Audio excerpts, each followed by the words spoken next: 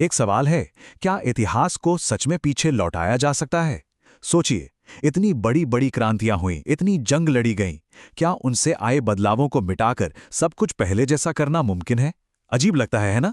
लेकिन 1815 में यूरोप के बड़े बड़े नेताओं ने बिल्कुल यही करने की कोशिश की।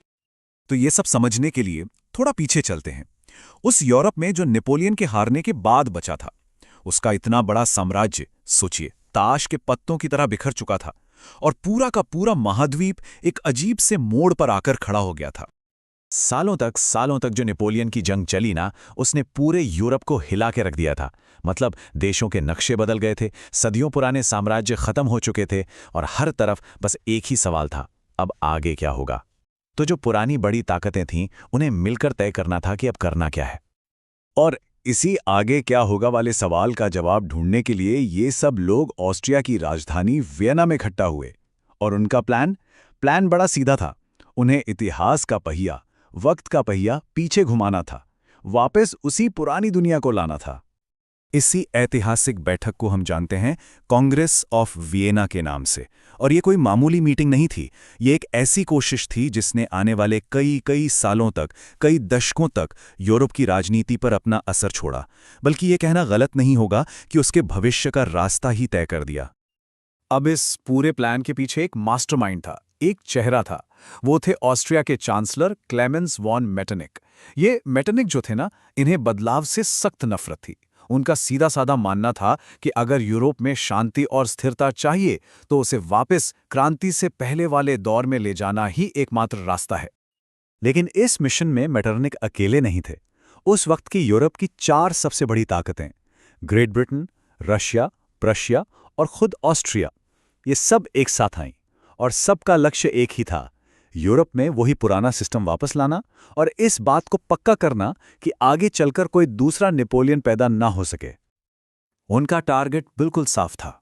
उन्हें उन सभी राजशाहियों को, उन सभी राजघरानों को वापस लाना था जिन्हें नेपोलियन ने खत्म कर दिया था, और पूरे यूरोप में एक ऐसा रूढ़िवादी यानी कंजर्वेटिव सिस्टम बनाना था जो भविष्य में किसी भी क्रांति की छोटी सी चिंगारी को भी भड़कने से पहले ही बुझा दे। तो सवाल ये है, उन्होंने ये किया कैसे?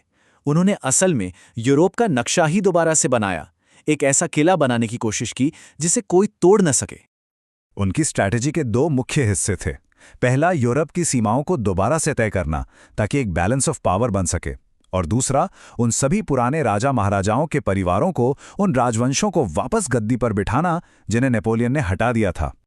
तो चलिए देखते हैं कि असल में जमीन पर उनकी ये स्ट्रैटेजी कैसी दिखती थी। स्टेप 1, फ्रांस, जहां से क्रांति शुरू हुई थी, उसकी जड़ को ही खत्म करने के लिए बोर्बो राजवंश को वापस गद्दी पर बिठा दिया। फिर इटली के जो अमीर इलाके थे, लोम्बार्डी और वेनेशिया, वो सीधे ऑस्ट्रिया के कंट्रोल में दे दिए गए। फ्रांस की सीमा पर सार्डिनिया पीडमोंट नाम के राज्य को जेनुआ देकर और मजबूत बनाया गया ताकि वो भविष्य में फ्रांस पर नजर रख सके। और इन सब में शायद सबसे बड़ा कदम था मध्य यूरोप में एक नया जर्मन महासंघ बनाना। हाँ, ठीक सुना, 39। देखिए, नेपोलियन से पहले तो जर्मनी सैकड़ों छोटे छोटे राज्यों में बटा हुआ था। तो वियना में इन 39 जर्मन राज्यों को मिलाकर एक, आप कह सकते हैं, एक ढीला ढाला सा समूह बनाया गया, एक महासंघ, जिसकी लगाम किसके हाथ में थी? ऑस्ट्रिया के। अब इसके पीछे का आइडिया यह था कि मध्य यूरोप में एक ऐसी ताकत बनाई जाए जो न तो खुद इतनी शक्तिशाली हो कि सबके लिए खतरा बने और ना ही इतनी कमजोर कि फ्रांस उस पर हावी हो जाए। लेकिन उन्होंने जो ये शानदार किला बनाया था ना, उसकी दीवार में एक बहुत बड़ी दरार थी। एक ऐसी नई ताकत, एक नई शक्ति उभर रही थी जिसे वियना के ये राजनयिक लोग अपनी पुरानी सोच के चश्मे से देख ही नहीं पाए। देखो, उन्होंने नक्शे बदल दिए, राजाओं को वापस गद्दी पर बैठा दिया, लेकिन वो उस एक चीज को, उस एक भावना को नहीं समझ पाए जो फ्रांसीसी क्रांति ने आम लोगों के दिलों में जगा दी थी। यहाँ पे ना 2 अलग अलग दुनियाओं का टकराव हो रहा था।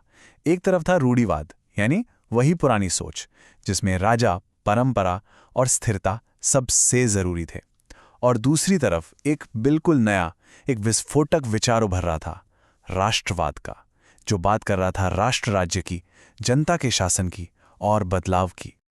अब ये राष्ट्रवाद का आइडिया बड़ा सरल लेकिन बहुत शक्तिशाली था। आइडिया ये था कि जिन लोगों की संस्कृति, भाषा और इतिहास एक जैसा है, उन्हें एक साथ मिलकर अपना एक अलग देश बनाने का हक है। उन्हें किसी राजा या साम्राज्य के नीचे रहने की जरूरत नहीं है। अब ये आइडिया सीधे सीधे राजाओं के शासन के विचार पर एक हमला था। और बस यही वजह थी कि मेटरनिक और उसके साथियों ने जो सिस्टम बनाया था वो ज्यादा समय तक टिक नहीं पाया। ये वियना समझौता अस्थिर साबित हुआ क्योंकि इसने लोगों की भावनाओं को, उनकी इच्छाओं को बिल्कुल नजरअंदाज कर दिया था। राष्ट्रवाद की इस आग को दबाया नहीं जा सका और बहुत जल्द ये पूरे यूरोप में ऐसी फैली जिसने आने वाली पीढ़ियों के लिए नई क्रांतियों और नई जंगों की जमीन तैयार कर दी। तो आखिर में ये सब हमें एक बहुत बड़े सवाल पर लाकर छोड़ देता है। आखिर होता क्या है जब पुराने नियम, पुराने कायदे एक नई सच्चाई से, एक नई हकीकत से टकराते हैं? वियना कांग्रेस ने वक्त को पीछे ले जाने की पूरी कोशिश की, लेकिन राष्ट्रवाद की लहर ने यह साफ कर दिया कि कुछ विचारों को हमेशा के लिए दबाया नहीं जा सकता।